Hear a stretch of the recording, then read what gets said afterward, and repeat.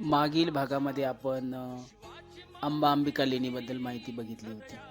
तर आत्ता आपण जी माहिती पाहणार आहोत ती आहे भूत लेणी. तर ही लेणी अंबा अंबिका लेणीपासून साधारणतः 500 मीटर अंतरावर असेल. 500 मीटर किंवा 1 किलोमीटर अंतरावर आणि खूप सुंदर लेणी. आता विषय असा आहे की या लेणीचं नाव भूत लेणी का पडलं? तर मला असं वाटते की त्या काळातील लोकांनी या ठिकाणी हा जंगल परिसर होता आणि इकडे भूत राहतात, किंवा काही लोकांनी जाणीवपूर्वक ह्या अफवा पसरवलेल्या आहेत की हे भूताचे घर आहेत. म्हणजे बुद्धांचा किंवा बुद्ध धम्माचा वारसा हा लोकांपर्यंत न पोहोचावा, या उद्देशाने ह्या भाकड कथा त्या काळात रचल्या गेलेल्या आहेत आणि त्या अनुषंगानेच या लेणीला भूत लेणी नाव पडलं असावं, अशा आख्यायिका आहेत. तर आत्ता आपण लेणीवर पोहोचलेले आहोत. तर हे लेणीवर पोहोचलेली दृश्य आहेत.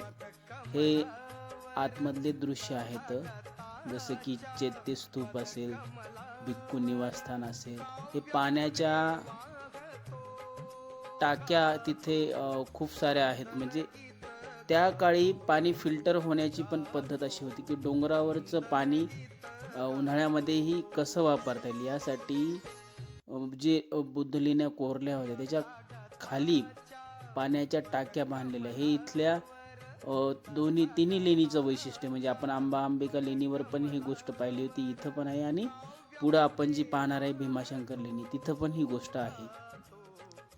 तर हे लेणीच्या वरून असं सुंदर दृश्य आपल्याला पाहता येते. हा पूर्ण जंगलाने वेढलेला एरिया आहे. यात सर्वात सुंदर म्हणजे या कमानीवरचं नक्षीकाम, ते अजूनही तसंच आहे. हे खूप सुंदर शिल्प आहे.